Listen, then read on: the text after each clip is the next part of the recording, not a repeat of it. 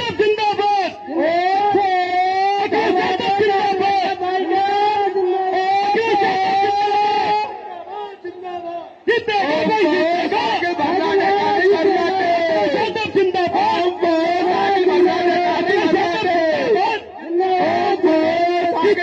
जीतेगा, यादव जिंदाबाद, जीतेगा भाई जीतेगा, साइकिल वाला जीतेगा।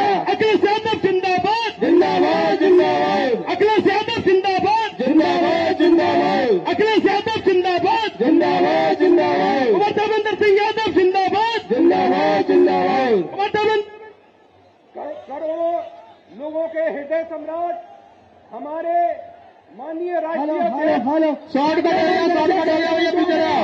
पूर्व मुख्यमंत्री सभी लोगों को साइकिल भर्राटे गाड़ी भर्राटे, साइकिल भर्राटे गाड़ी भर्राटे। अरे ये साउंड पे चढ़े हुए नहीं, ये मैं छोटे भाइयों से चढ़े हुए नहीं चढ़ते हैं। आप लोगों को चोट लग सकती है, साउंड पे सकते हैं। आप लोगों से विनम्र निवेदन है कि पेड़ पर न चढ़े। साइकिल भर्राटे गाड़ी भर्राटे,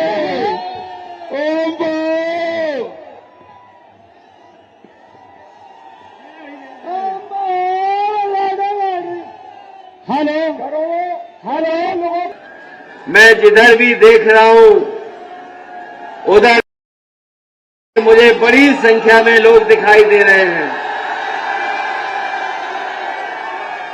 मैं अपने सामने पूरा मैदान भरा दिखाई दे रहा है और जहां भट्टा दिखाई दे रहा है मुझे, उसकी चिमनी के पास भी बड़े संख्या में लोग खड़े दिखाई दे रहे हैं। ये बाईं तरफ बाग में भरे हुए लोग हैं। जिस रास्ते से हम लोग चल करके आए हैं पूरा रास्ता भरा है। ये आम के पेड़ पे भी लोग लटके हुए हैं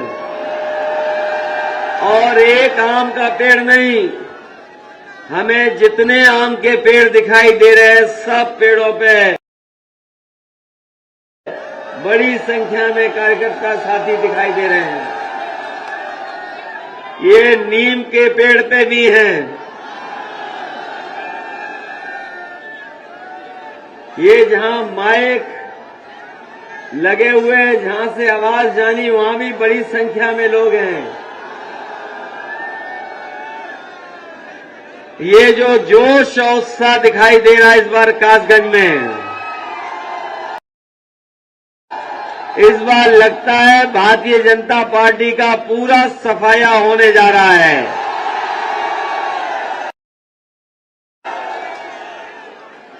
इस बार लगता है कोई खाता नहीं खुलने वाला।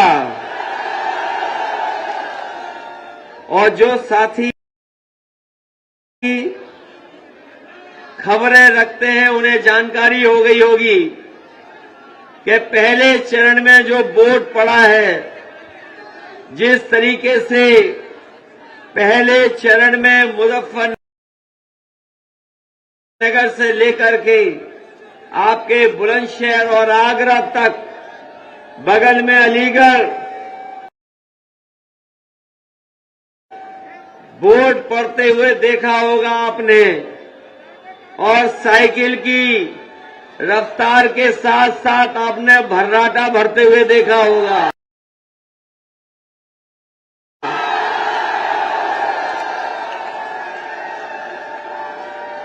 है इस बार साइकिल की रफ्तार के नहीं है।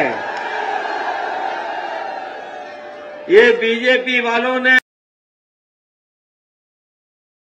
बोल बोल के झूठ जनता को दुखी किया है। इनके नेता आपके यहां भी आए थे।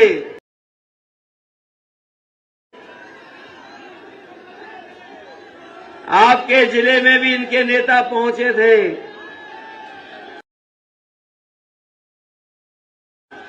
और अगर भारतीय जनता पार्टी के नेताओं के आपने भाषण सुने होंगे तो आपने देखा होगा कि अगर उनका छोटा नेता है तो छोटा झूठ बोल रहा है,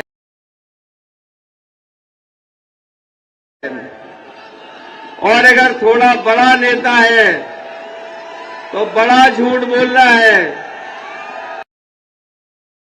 और जो सबसे बड़ा नेता है वो सबसे बड़ा झूठ बोल रहा है। ये बात सच है कि नहीं है? और जितने हमारे किसान भाई हैं, इनसे वादा किया गया था कि किसानों के पैदावार जो होगी, हमारे किसानों की आय दोगुनी हो जाएगी। यहां पर बड़ी संख्या में किसान भाई हैं और उनके बेटे हमें दिखाई दे रहे हैं। बताओ कहां पर आय दोगुनी हुई है किसी किसान की? और अगर खाद लेने गए होगे तो लाइन में लगे रहे, खाद नहीं मिली आपको। और अगर खाद की बोरी घर पे ले भी आए होगे तो बताओ बोरी में से चोरी हो गई कि नहीं हो गई? और जो पैदावार हुई आपकी, उसकी कीमत नहीं दे पाई सरकार। धान लुट गया। कोई फसल अगर किसान ने पैदा की तो उसकी कीमत सरकार नहीं दे पाई। और ये वही सरकार है जो किसानों के ऊपर 3 काले कानून लेकर के आई थी।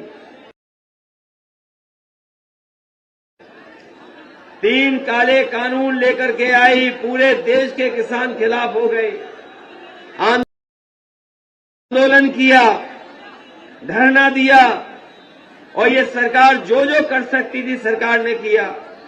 सरकार ने कीलें लगा दी, बोल्डर लगा दिए बड़े बड़े। अगर किसान ट्रैक्टर लेकर के निकला तो मुकदमे लगा दिए। डीजल भरवाने गया तो डीजल नहीं दिया। और 3 काले कानून ला करके किसानों की जमीन छीनना चाहते थे। हम अपने किसानों को बधाई देंगे कि जिन्होंने लगातार आंदोलन किया, लड़ाई लड़ी, और आखिरकार सरकार को पीछे हटना पड़ा। 3 काले कानून वापस हो गए। अब 3 काले कानून आने वाले नहीं हैं। और ये अगर लेकर के भी आते हैं तो उत्तर प्रदेश में समाजवादी सरकार होगी। उत्तर प्रदेश के किसानों पर वो 3 काले कानून कभी लागू नहीं होने देगी समाजवादी पार्टी। बताओ डीजल पेट्रोल महंगा हो गया कि नहीं हो गया? ये वही लोग हैं जो कहते थे और जिन्होंने अखबार पढ़ा होगा आज का, उन्हें मालूम होगा कि जहां लगातार भारत का पैसा लेकर के भाग रहे हैं, आज एक और उद्योगपति भारत का 28 बैंकों का पैसा लेकर के भाग गया। ये पढ़ा कि नहीं पढ़ा अभी हमारे लोग नहीं जान पाए हैं, लेकिन 28 बैंकों का पैसा लेकर के एक उद्योगपति पैसा लेकर के भाग गया। सोचो वो कहां का था?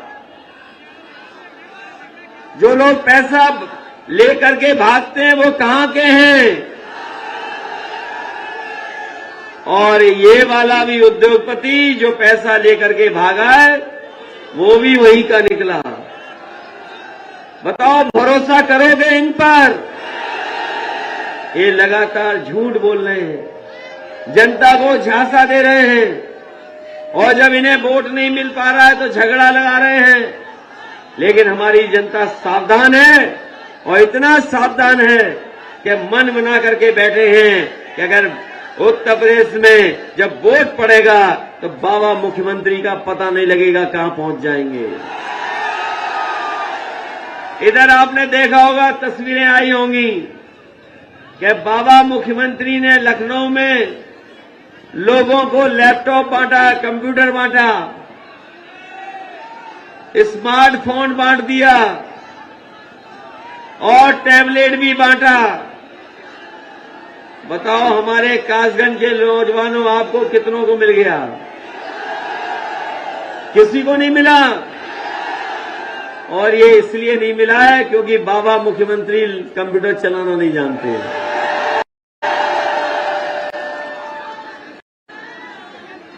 और उनका एक सबसे प्रिय जानवर है, वो खेत खाए जा रहा है।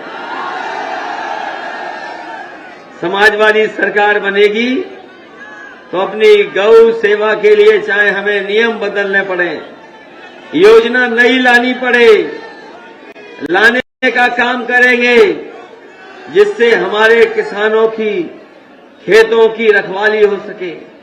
लेकिन इस सरकार ने न जाने कहां से हजारों करोड़ रुपया लूट लिया, बर्बाद कर दिया।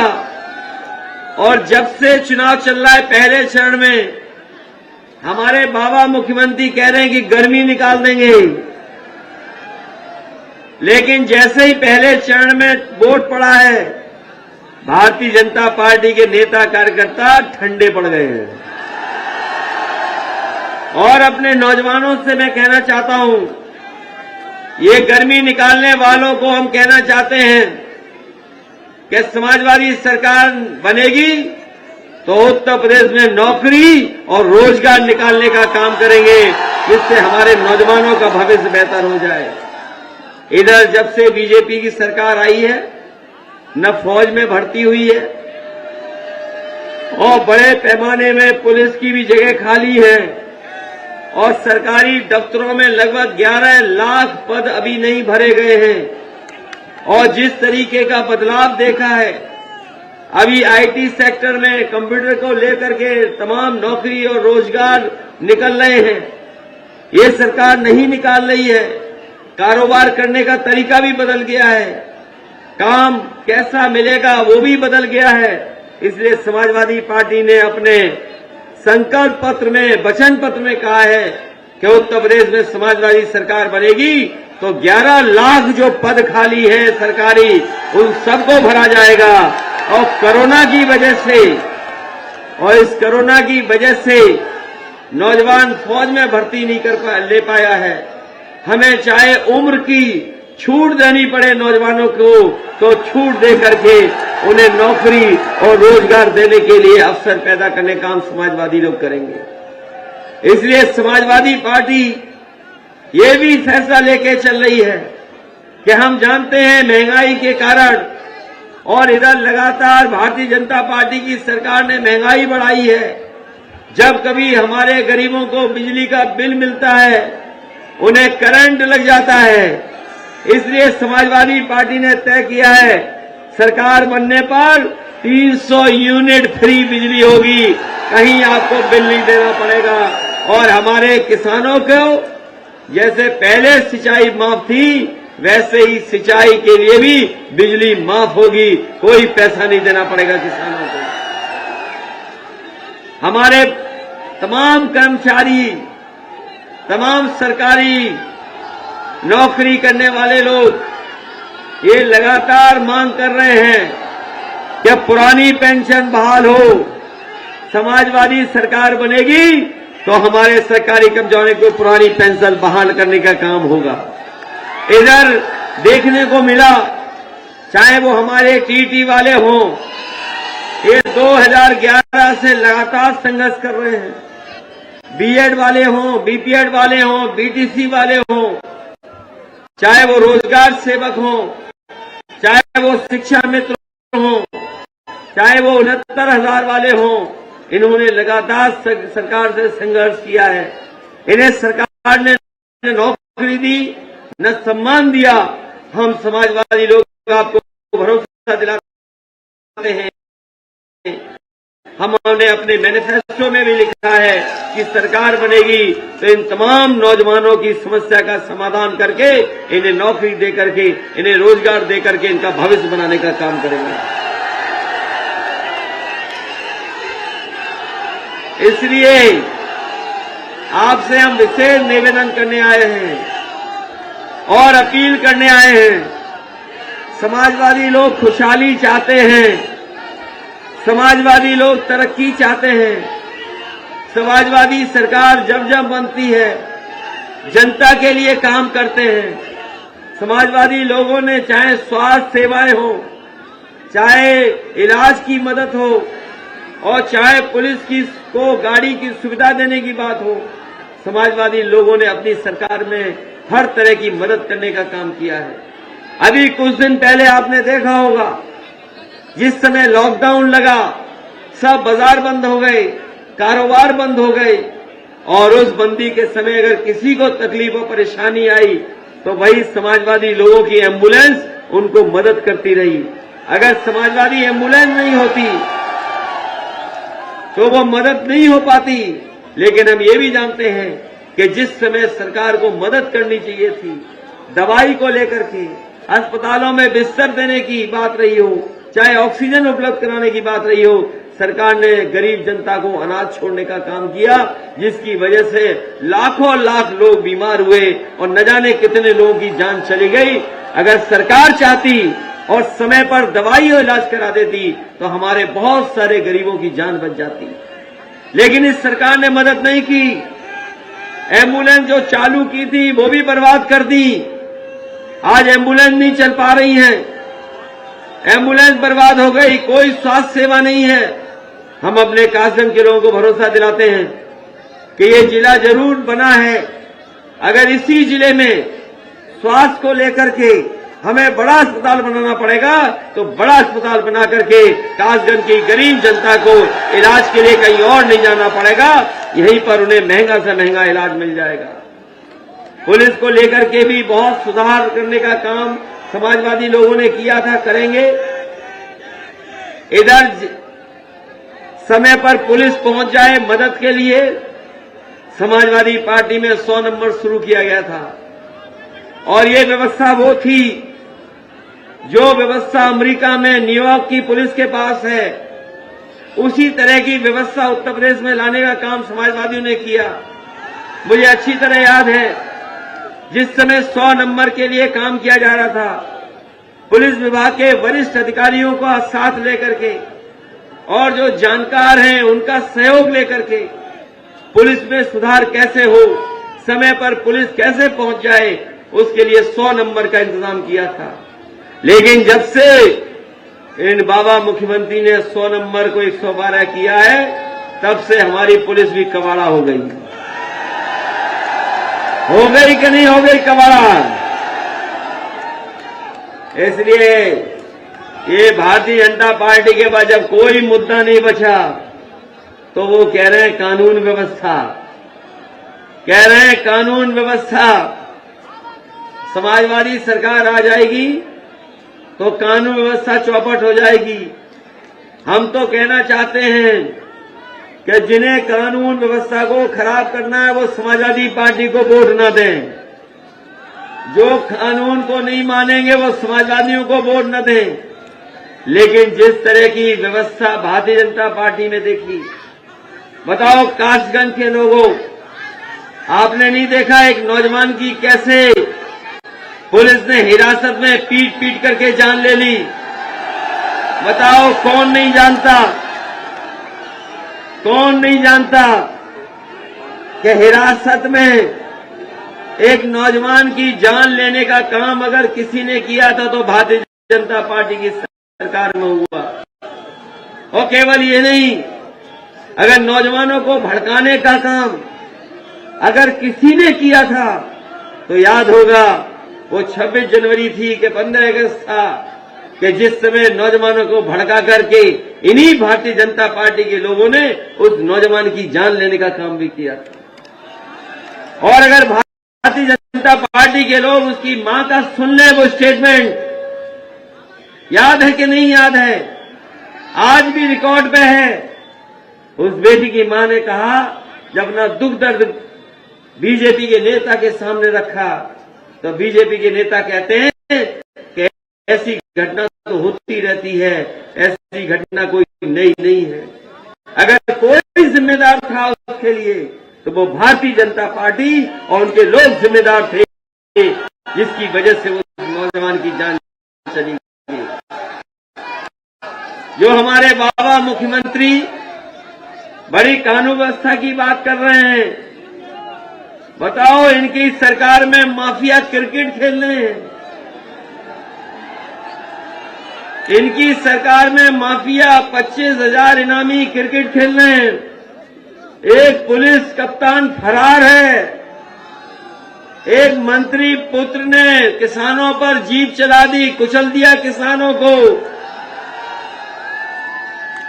और एक व्यापारी कारोबार करने गोरखपुर गया तो उसे पीट पीट करके जान ले ली उसकी। बताओ ये है कानून व्यवस्था उत्तर प्रदेश की।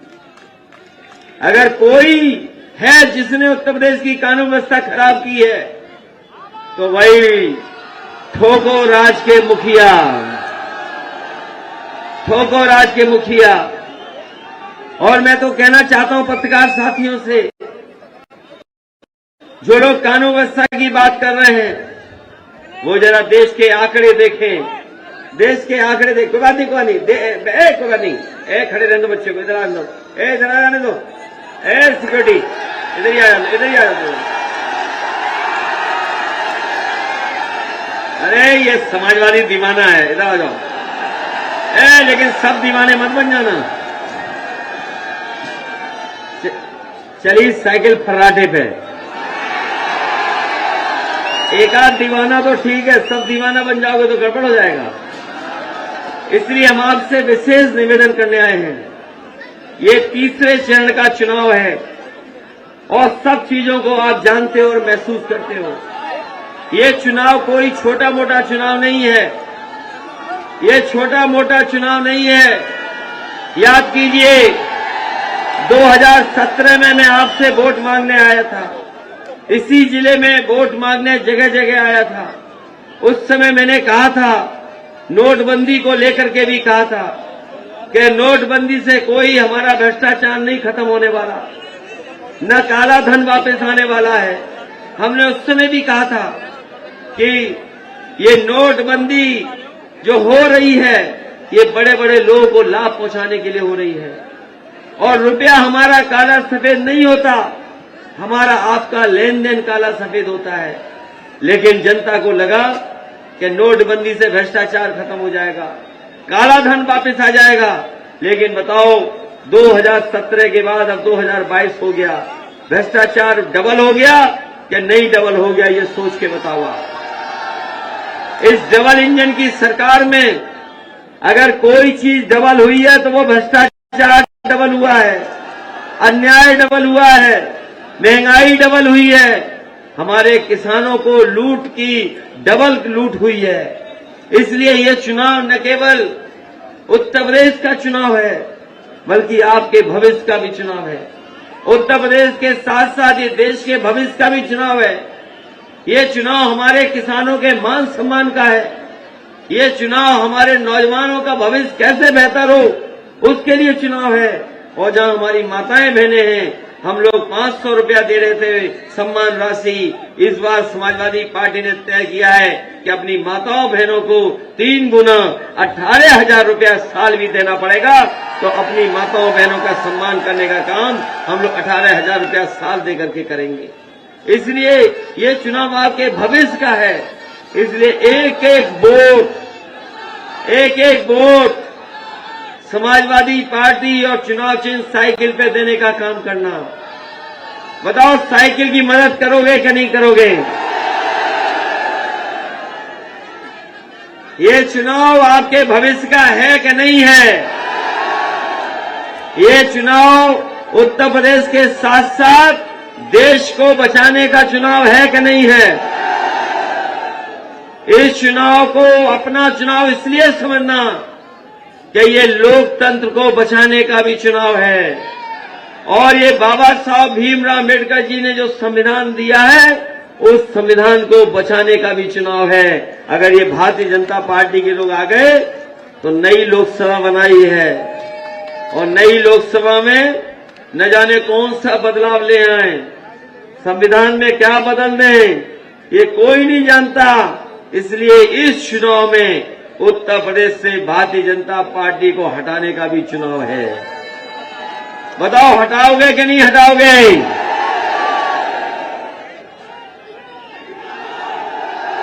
भाजपाइयों ने बेरोजगारी बढ़ाई कि नहीं बढ़ाई? भाजपा लोगों ने देश लूट लिया कि नहीं लूट लिया? इनकी सरकार में अपराधी खुले घूम रहे कि नहीं घूम रहे? इनके सरकार में माफिया क्रिकेट खेल रहे कि नहीं खेल रहे? इसलिए साइकिल की मदद करना। और हमारी पार्टी के तीनों प्रत्याशी हैं, मानपाल सिंह वर्मा जी हैं, पूर्व मंत्री, बहुत बुजुर्ग हैं, लेकिन इतने वोटों से जिताना कि इनकी उम्र नहीं लगे। श्रीमती नादरा सुल्तान जी हैं, इनकी भी मदद करना। सत्यवान साकी जी हैं, ये चुनाव लड़ रहे हैं। और न केवल सत्यवान साकी जी समाजवादी पार्टी में आ गए हैं, आपने देखा होगा कि बीजेपी के होश उड़ गए थे जब स्वामी प्रसाद मौर्य जी समाजवादी पार्टी में आ गए थे। बताओ हवा खराब है भारतीय जनता पार्टी के क्या नहीं है? और स्वामी प्रसाद मौर्य जी आ गए तो समाज सब जुड़ गए कि नहीं जुड़ गए? ये बीजेपी के लोग झगड़ा लगाते हैं कभी कभी कि ये जाति इतनी है, ये जाति इतनी है, ये जाति सब छीन रही है, ये छीने ले रही है नौकरी, ये सब छीन रही है। ये बताओ आरोप लगाती है कि नहीं लगाती है? इसलिए समाजवादी पार्टी ने तय किया है कि सरकार बनेगी तो जाति जनगणना करा करके सभी जातियों को स्थान दे करके सभी जातियों को सम्मान देने का काम हम समाजवादी लोग करेंगे। इन्हीं शब्दों के साथ आप सबका बहुत बहुत धन्यवाद देता हूं, आभार प्रकट करता हूं, इस उम्मीद और भरोसे के साथ कि आप लोग सब मिलकर के एक एक वोट साइकिल पर डाल देना। बहुत बहुत धन्यवाद आप सबका।